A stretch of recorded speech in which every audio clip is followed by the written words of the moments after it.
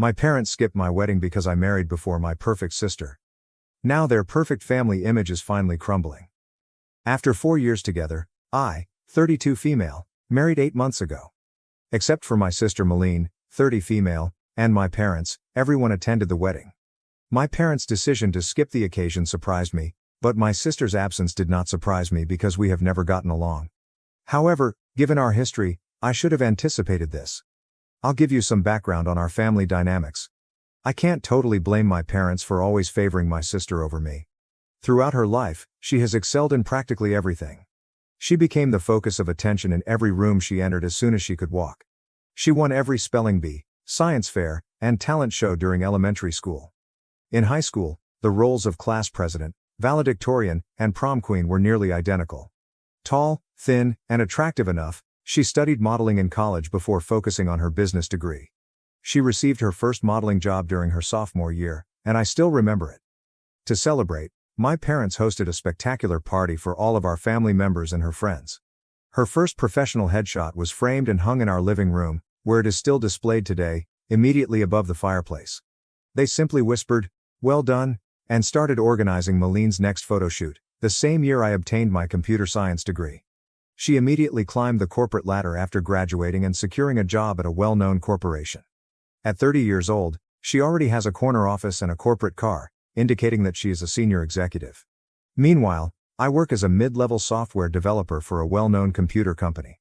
Although I am satisfied with my work and believe it is a respectable profession, it is not the type of job that parents brag about in front of their children. In addition, I am larger and shorter than my sister. When I was growing up, my mother made ugly remarks about my appearance, enrolled me in gym programs I didn't want to attend, and constantly placed me on diets. She'd say, "Malene never struggles with her weight." Or she could add, "You could look as nice as your sister if you just put in a little more effort." Even though I had learned to ignore these comments by high school, they nevertheless had an influence. Over time, I've come to embrace these distinctions. I eventually accepted the fact that my parents never took as much pride in my successes as they did Malene's. What were my options? For years, I tried to win their approval by taking classes they advised, joining clubs they promoted, and even trying modeling for a short period, a failure my sister will never forget. However, nothing was ever enough. I was only the second daughter, and they were entirely taken with my sister's accomplishments. I gave up trying to impress them around my mid-20s.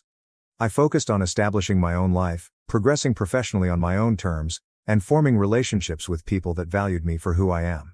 To be honest, since then, things have improved. Knowing that my parents were continuously preoccupied about maintaining appearances, I kept my interactions with them superficial to avoid conflict. During our mandatory Christmas dinners and sporadic family gatherings, I would nod and smile as they talked about Malene's latest job, partner, or holiday destination. Because they had Malene to drool over, they didn't notice my emotional remoteness. Then, at a computer conference, I ran into my spouse via a common friend. He noticed and saw me, unlike my family. He appreciated my dry sense of humor, ability to code, and, yes, even my physical type, from the start. He never suggested that I alter or make comparisons to others. He proposed to me after 4 years of dating, while we were alone at home eating takeout and watching our favorite TV show. It was perfect. Naturally, I informed my parents that I was engaged last year. Their response should have served as my first indicator. There was no congratulation, just stillness.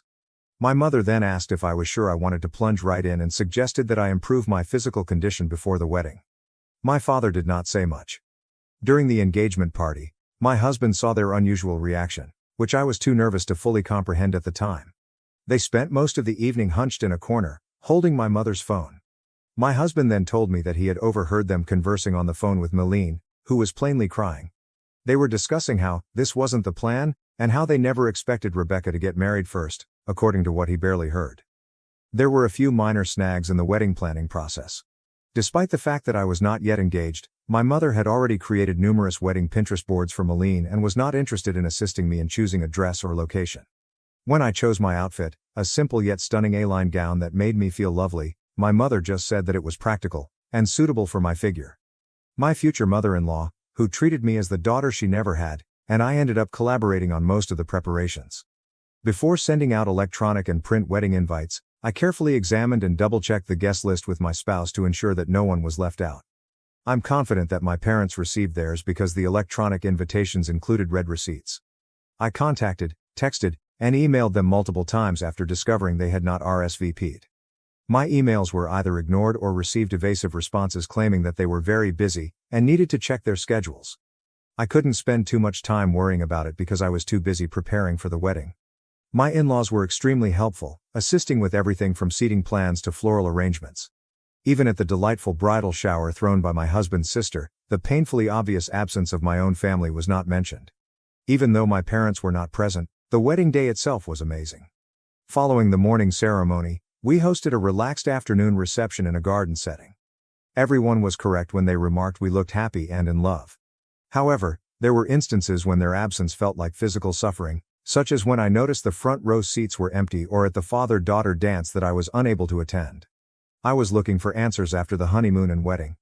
When I called them, they said they were deeply hurt because they had never received a formal invitation. My mother launched into a long tirade about how reckless I was, how she had always wanted to help organize her daughter's weddings, and how she couldn't understand why I would leave them out of such an important event. I was perplexed by this because I knew we had given them both types of invitations. During the call, I checked our records to make sure we had sent them. Even the physical invitation delivery was confirmed. I did not confront them about their efforts to gaslight me. I just apologized for the error and hung up. Later, my husband mentioned a number of situations that indicated their true intentions, such as how they acted shocked rather than happy when we informed them we were engaged, or how they kept coming up with excuses not to help with the wedding plans. He hadn't mentioned these discoveries earlier because he didn't want to add to my anxiety during the wedding preparation process, but the trend was obvious in retrospect. The idea that I, the less successful daughter, would marry before their beloved Malene was too much for them to stomach. Their manner only confirmed what I had always suspected but denied, that I would never be able to compete with my sister in their eyes.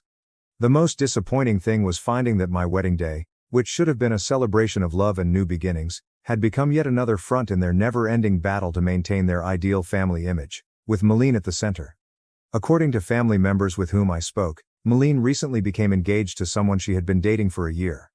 In family group chats in which I do not participate, my parents openly express their delight about planning an expensive wedding for her. They have already boasted about procuring upscale venues and luxury gowns, and my mother is taking Malene to private fittings at upscale stores, all of the mother-daughter time I was not permitted. It's curious that so many of our family members have suddenly refused to attend Malene's wedding and engagement parties. My parents' conduct at my wedding appeared to have become a topic of conversation among the family. When my family members ask why my parents did not attend my wedding, I just tell them what I believe to be true. They couldn't handle the thought of my marrying before their darling daughter. I report the facts as I see them, with no exaggeration or attempt to elicit sympathy. My parents contacted me a few days ago, accusing me of purposely trying to ruin Malene's wedding. According to their accusations, the relatives they've spoken to are using excuses to avoid attending any of her wedding-related events. My cousin, to whom my sister vented, advised her that people are hesitant to come because they have heard about my parents' treatment of me. My parents accuse me of spreading false reports because I am envious of my sister's upcoming expensive wedding. The difficulty is that I am only telling people the truth about what happened. Perhaps they should reconsider their actions rather than blaming me for the outcome if the truth makes them look bad. As circumstances change, I find it increasingly difficult to maintain the impression of a relationship with my parents. Their reaction at my wedding made it plain to me that I would never be enough for them, no matter what I did. Their absence at my wedding is no longer the most challenging situation. It's accepting that I never had the lovely, encouraging parents I'd hoped for. I'm focusing on building a life with someone who truly values me for who I am right now, but I'll keep you posted if something significant happens. First update: many things have happened since my last post 2 weeks ago. Following your supportive statements, I decided to confront my parents about their conduct at my wedding and their present accusations that I wrecked my sister's special day. When they started emailing me about their tainted family history, I knew it was time to lay it all out. During our phone discussion, my parents instantly began accusing me of being jealous of Malene and planning the whole thing. I did something I had never done before. I agreed with them, but not in the way they expected, instead of defending myself like I typically do. I told them, "You're right. I'm not envious of Malene's work, accomplishments, or attractiveness. I'm envious of the unwavering love and support you've offered her, which you've never made an attempt to show me." There was a pause in the queue, and my mother began to argue that I was exaggerating and that they had always treated us fairly. Something shattered inside of me at that moment, and feelings that had been suppressed for years came rushing out. When Malene had a modeling callback, my mother canceled my high school graduation dinner, and her prom attire cost more than the total cost of my college textbooks for a year. I told them of each birthday when Maline's most recent triumph surpassed my own achievements. I persisted despite my father's attempts to cut me off by accusing me of exaggeration. I told them how terrible it was to see my parents' seats empty and how my mother-in-law had to assist me with everything, from wedding planning to wardrobe shopping. I also mentioned how they had spent years organizing my sister's fake wedding while showing no interest in mine. Their reactions were instructive. They flipped it on me rather than listening to any of my explanations. Why didn't you speak out if you felt like this? My mother insisted on speaking with them, as if I hadn't tried for years already. My father went on to imply that by addressing these feelings with our family members, I was being unfair and cruel. My mother said something at that point that helped to clarify everything. We never imagined you'd go to such lengths as to try to ruin Maline's wedding out of spite, but we always knew you were insecure about her success, she told me. This is not the way we raised you up. I became aware that they were unable to hear me. They assumed that their actions and my emotions had nothing to do with the overall situation. It has to do with Maline's response. Even throughout this debate regarding their absence from my wedding, they were more concerned with her upcoming nuptials than with the pain they had caused me. I did not try to make things better for the first time in my life. I did not withdraw or apologize. Rather, I stated my ideas to them directly. You are true on one point. You raised me with the assumption that I would never measure up, that Maline's accomplishments would always be more valuable than mine, and that sustaining your ideal family image was more important than my feelings. However, you also taught me that I deserved better than this, something you did not want to teach me. There was a lengthy wait before my father spoke, and he spoke calmly and collectively. Maybe it's time for us to stop acting like we're awful parents, since you've already decided we are, and you plainly like seeing us suffer. We expected you to help us resolve this issue because you're family, but it's evident you've made your own conclusions. The last blow was administered by my mother. Perhaps you simply couldn't cope with not being the center of attention, even though we always tried to treat you both properly. Rebecca, it's not our fault. You chose to play the victim. They had just proven what I had been saying, so there was no use in disagreeing. Even in this final conversation, they refused to accept their role in anything, so I simply hung up and said goodbye. I was shocked to feel comforted following the call. Tears were shed, to be sure, but they weren't the frenzied, sad ones I recall from my childhood. They were liberated tears. For the first time, I had said everything I needed to say without holding back or feeling bad about my emotions. Later, my husband noticed me looking at the sunset from our back patio and sat next to me, grasping my hand without saying anything. They'll never change, are they? I asked him after a time. No, but you have, he replied, squeezing my hand. And that is what matters. He is right. I have changed. The youngster who feverishly sought her parents' approval is no longer present.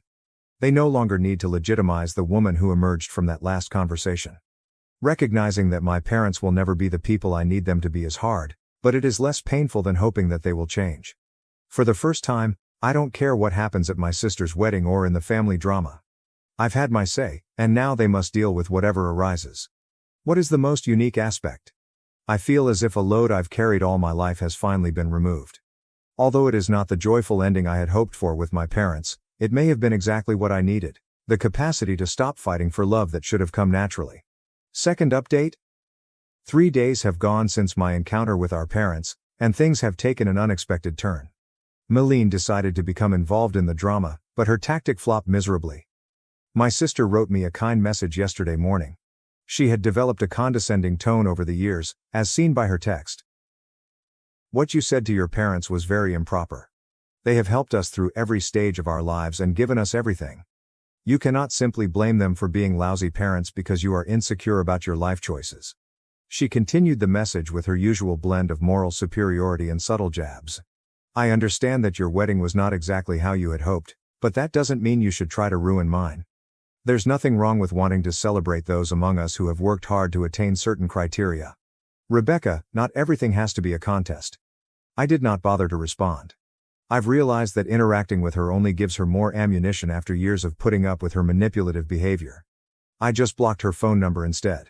Maline has never been one to tolerate being ignored, so I believe that was the end of it. My husband, who was laughing so hard he couldn't speak, called me at work a few hours later. Maline was evidently unable to contact me directly, so she discovered his personal phone number, likely through a mutual acquaintance, and sent him a series of messages describing the specific reasons why our sister relationship has never been good. She began her first communication with him in a fairly professional manner. As Rebecca's sister and someone who cares deeply about our family's well-being, I feel compelled to reach out. However, it quickly transformed into her true motivations. She told my husband that he had an obligation to help me behave more appropriately because he was the new man in Rebecca's life. The messages get more patronizing. Family dynamics are complex, she explained to my husband, a professional software architect with an MBA, adding that someone with Rebecca's sensitivity might not understand the bigger picture. She recommended him to aid me in seeing reason before I irreparably harm family relationships. The main kicker, however, was her attempt to play on his perceived social climbing instincts. Actually, she wrote, "Surely you understand that maintaining good relationships with successful family members like myself could be beneficial for your future. Rebecca's behavior is only hurting her own prospects and, by extension, yours." My spouse, who has always been able to see through Maline's veneer, found her attempt at manipulation humorous. He enjoyed how she assumed that her corporate status or the promise of networking opportunities would impress him. Using his own words, "She really doesn't know me at all, does she?" When I arrived home that night, we reviewed the messages together. I was laughing with my husband rather than being insulted or outraged. It felt freeing to see Maline's dishonest methods exposed, especially when they were directed at someone who was completely immune to them. This event taught me valuable information about my sister.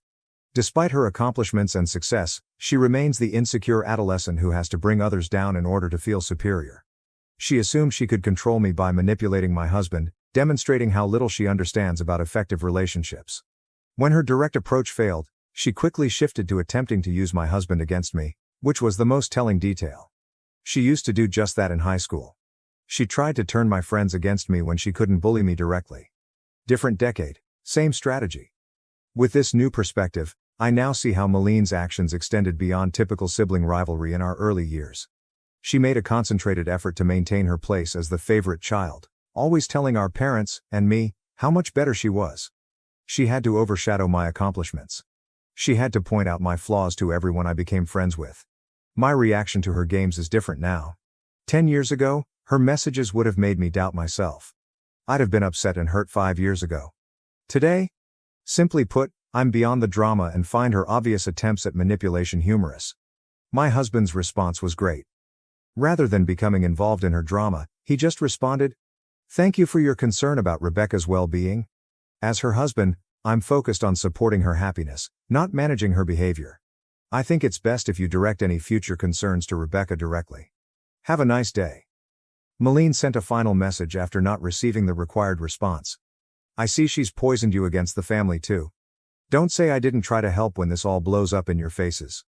Ironically, Maline's attempt to assist has cemented my resolve to avoid my family's harmful dynamics. Nothing has changed, as seen by her text to my hubby. She remains the same crafty individual who feels compelled to influence every scenario and sees any deviation from her perfect family script as a threat. Knowing that her attempts at persuasion were completely futile is arguably the most enjoyable aspect of the entire experience. She was successful in pulling my spouse and I closer together rather than leading us to drift away. We laughed at her texts and planned a weekend getaway in the evening, oblivious about the social consequences. I've come to realize that true family isn't about maintaining facades or telling stories. It's about standing together, laughing together, and supporting one another when someone attempts to influence you, including your own sister. I am more convinced than ever that I should stay away from Maline's wedding drama. Instead of getting caught into my family's never-ending power battles, my husband and I decided to focus on establishing our own happiness. Success is believed to be the best form of retaliation, but I'm starting to realize that true success isn't about impressing others. It's about embracing your decisions and surrounding yourself with people who support rather than obstruct your own growth. Based on that criteria, I feel more successful than ever. Third update. Following my sister's fruitless attempt to influence my husband 2 weeks ago, events have taken unexpected twists. Despite my parents' urgent attempts to rehabilitate their reputation, the issue worsens. I discovered through family ties that my parents have been on a furious dash to correct the narrative. They have been calling each relative separately and accused me of spreading filthy things because I am envy of Maline's perfect wedding. They believe I am just resentful since her wedding will be significantly more elegant and beautiful than mine. According to their most recent story, I purposely excluded them from my wedding in order to portray myself as the victim. It's amusing because they still live in the same house they've owned for 30 years and have had the same email addresses since the beginning of email, Yet they claim I sent their invitation to an old email address and physical location. The good news is that their efforts to mitigate the damage are failing terribly. Our family members do not believe it. Actually, several family members have revealed their personal stories about my parents' history of favoritism. According to one aunt, my mother had previously engaged in similar behavior at family weddings to ensure that Malene was the life of the party. The way my extended family has reacted to my parents' deception has been the most rewarding development. Important family members, some of whom were anticipated to play key roles in the occasion, have ceased supporting Malene's wedding. They may no longer have access to the exclusive place to which they were formerly granted due to family ties. Even a family friend's fancy garment business has unexpectedly encountered scheduling conflicts. Things got out of hand at a family gathering last weekend. My mother appears to have become offended when someone made a foolish inquiry regarding my wedding photos. Out of jealousy, she launched a defensive tirade about how I had changed after getting married and was attempting to destroy the family. Her outburst backfired, shocking a lot of relatives who were uninformed of the situation and further tarnishing their well-deserved reputation. It's especially ironic that my parents' frantic efforts to maintain their ideal family facade are causing it to come apart. Each time they try to rationalize their absence from my wedding, they reveal more about who they truly are. People are becoming more conscious of their deception as they try to paint me as the villain. Family members are suddenly taking sides, after previously being unbiased. Recently, even my father's brother, who had always kept quiet to foster unity, apologized for not speaking up sooner about how they treated me. He has decided not to attend any of Malene's wedding-related events with his family. I'm not required to address any of this specifically, therefore I haven't. The reality is that you are taking care of everything for me. When Malene and my parents try to distort the story, they usually end up revealing more of their harmful behavior. All those years of remaining silent and putting up with their behavior in order to keep the peace turned out to be nothing more than a cover for their conduct. My husband said it in the greatest possible way. Over the years, they built a facade of the ideal family, but it was founded on emotional manipulation and prejudice, and it was bound to fall apart. Personally, I'm doing better than I ever have. I no longer have to worry about gaining my parents' approval, and the stress of managing Malene's emotions has gone. For the first time in my life, I am unconcerned about maintaining their idealized family image. Sometimes the best revenge is to let the truth speak for itself rather than to take action. I'm thankful to Reddit for giving me the courage to advocate for myself. You have no clue how much your advice and encouragement have meant to me on this journey. Sometimes you need to see what true family support looks like from strangers you meet online. Thank you for watching. If you haven't subscribed yet, please do so and hit the notification bell to stay updated with more shocking real-life stories happening around you.